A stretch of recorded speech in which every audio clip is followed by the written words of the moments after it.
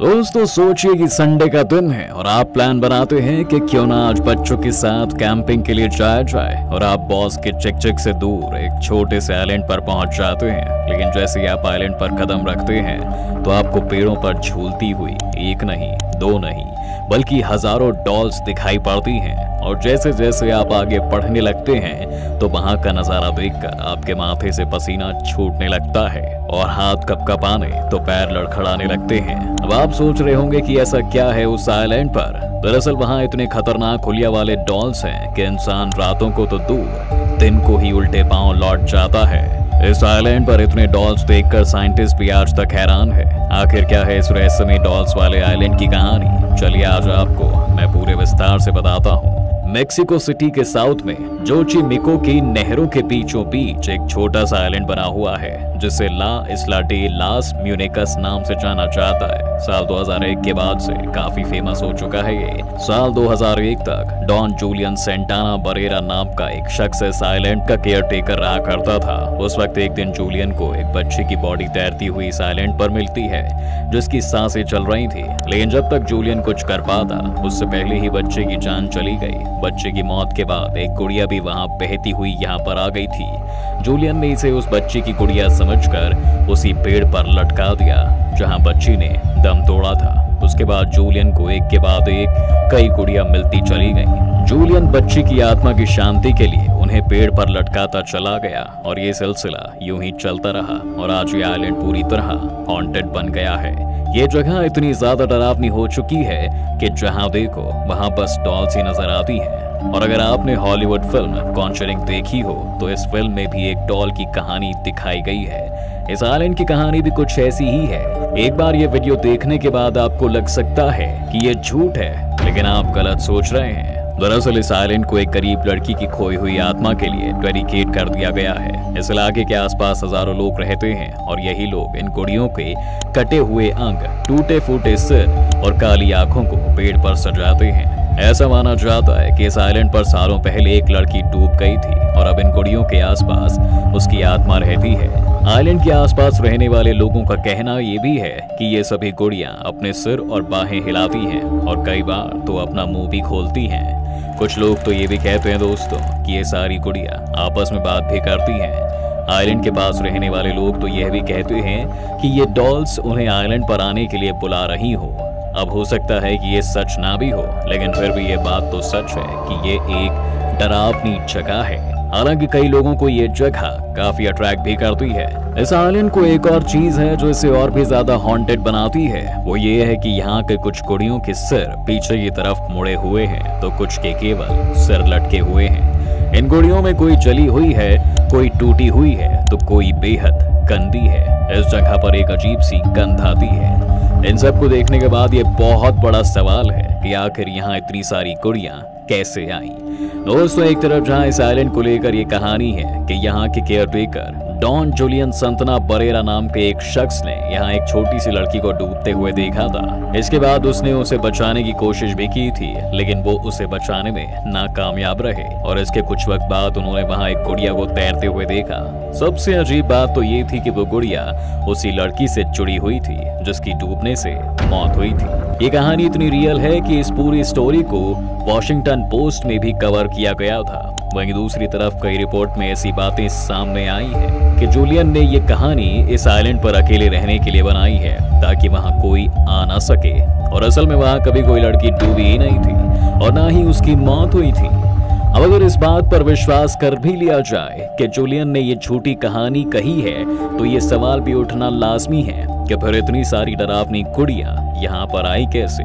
Julian के मुताबिक वह उस लड़की की आत्मा से डरने लगा था तो उसने उसकी आत्मा को खुश करने के लिए अलग अलग तरह की गुड़ियां पेड़ों पर टांगना शुरू कर दिया। जूलियन के कारोबारियों का कहना है कि किसी इनविजिबल चीज ने उन्हें ऐसा करने के लिए प्रेरित किया था और वह पूरी तरह बदल गए। वो इस बात से दुखी भी थे कि वो उस छोटी सी लड़की को बचा नहीं पाए। उनके करीबी लोगों के मुताबिक ऐसा लगता था कि जूलियन को कुछ सुपर नेचुरल पावर्स उसे वो सब करने के लिए फोर्स कर रही हो जिसे वो शायद कभी करना ही नहीं चाहता था, लेकिन ना चाहते हुए भी उसे वो सब करना पड़ा। लेकिन इन सब के बाद भी एक बात जो सबसे अजीब थी वो ये की ऐसी अलग अलग तरह की डॉल्स कलेक्ट करने और उन्हें पेड़ों पर टांगने के 50 साल बाद भी जूलियन खुद इस जगह पर मारे गए जहां छोटी लड़की डूबकर मरी थी।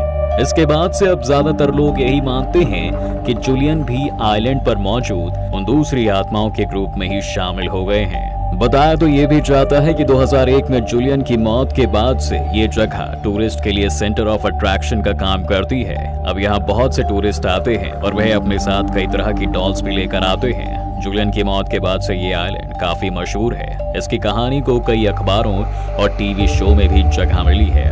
खैर, ये तो हुई सिर्फ डॉल आइलैंड की कहानी, लेकिन इसके अलावा एक और जगह है दोस्तों जहां की कहानी कुछ ऐसी ही है या इससे भी ज्यादा अजीब और मिस्टीरियस है। 1970 की बात है। एक माँ एक टॉय शॉप से एक यूनिक से दिखने वाली डॉल्स को खरीद कर लेकर जाती है घर पे अपने, और घर लाकर अपनी बेटी को उसके बर्थडे पर गिफ्ट देती है।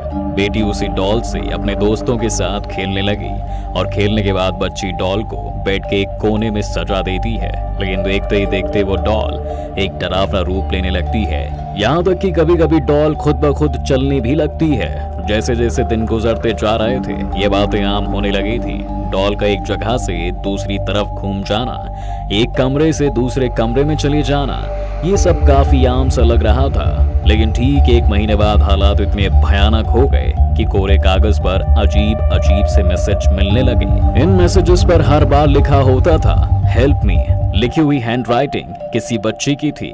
हैरानी की बात तो ये थी कि जो मैसेज लिखे हुए मिलते थे वे चमड़े के कागज पर मिलते थे, जो कि उस घर में थे ही नहीं। कुछ दिनों बाद उस गुड़िया की पीठ और चेस्ट पर खून के धब्बे दिखाई देने लगे, और ये देखने के बाद अब घर वालों को ये लगने लगा था कि घर में मौजूद इस गुड़िया में किसी शैतानी आत्मा का साया है। आत्मा से बात करने वाले ने पता लगाया कि उस गुड़िया में किसी बच्ची यानी एनेबल नाम की आत्मा है। जी हाँ, ये वही एनेबल है जिसकी मूवी हम सब ने देखी है। ये बच्ची भी उस जगह खेलती थी जहाँ ये अपार्टमेंट बना हुआ है। जब एनेबल 7 साल की थी तब इसकी लाश इसी जगह मिली थी। उसने बताया कि वह बच्ची के साथ रहना चाहती है, उसे बच्ची के साथ रहना अच्छा लगता है। वह बच्ची भी एनेबल को अपने साथ रहने देती है, लेकिन जल्द ही उसे महसूस होने लगा था कि उस गुड़िया में किसी बच्चे की आत्मा ना होकर कोई शैतानी आत्मा है। इसलिए गुड़िया को पैरानॉर्मल एक्सपर्ट के पास ले जाया गया, जहां उसने गुड़िया के बिहेवियर पर 1 हफ्ते तक स्टडी करना शुरू कर दिया, जिसमें पता लगाया गया कि इस गुड़िया में एक शैतानी ताकत है जो उस बच्ची के शरीर पर कब्जा करना चाहती है, जिससे उसका पुनर्जन्म हो सके, और जिसका डर था वही हुआ। कुछ ही दिन में आत्मा ने बच्ची के शरीर पर कब्जा कर लिया था, जिसके बाद घर में तमाम ऐसी चीजें होने लगी जिससे बच्ची की मौत भी हो सकती थी। इसके बाद बच्ची के घर वालों ने पैरानॉर्मल एक्सपर्ट को डॉल के बारे में बताया और वो उस गुड़िया को अपने साथ ले गया। लेकिन जिस गाड़ी में वो तांत्रिक डॉल को ले जा रहा था वो गाड़ी अपने आप कंट्रोल हो रही थी, जिससे गाड़ी का बैलेंस बिगड़ता चला गया और वो एक पेड़ से टकरा गई। इसके बाद तांत्रिक डॉल के साथ जो कर सकता था उसने वो सब किया, लेकिन डॉल उसके कंट्रोल से बाहर थी। पर धीरे धीरे डॉल की ताकत कमजोर होने लगती है और इससे तांत्रिक गुड़िया को अपने कंट्रोल में कर लेता है और अपने ऑफिस में लाकर रख देता है। कुछ दिन बाद उस गुड़िया की पहले वाली हरकतें फिर से शुरू हो जाती हैं, क्योंकि तांत्रिक को कभी डॉल सीढ़ियों पर बैठी हुई मिलती थी तो कभी दूसरे कमरे में। इसके बाद उस गुड़िया को एक म्यूजियम में रखवा दिया गया, और जानते हैं इतना सब होने के बाद भी ये डॉल एक इंसान की मौत की जिम्मेदार है, और ये मौत डॉल का एक कपल के द्वारा मजाक उड़ाने की वजह से ही हुई थी, वो भी सिर्फ कहानी सुनकर। दरअसल जो लोग इस डॉल का मजाक उड़ाते हैं उनकी भी मौत रोड एक्सीडेंट में हुई थी। हमारे आसपास ऐसी कई कहानियां सुनने को मिल जाएंगी दोस्तों, जिन पर यकीन करना वाकई मुश्किल होगा। बाकी आपको ये कहानी कैसी लगी कमेंट में जरूर बताइए, और वीडियो को लाइक कीजिए और हमारे चैनल को सब्सक्राइब जरूर कर दीजिए।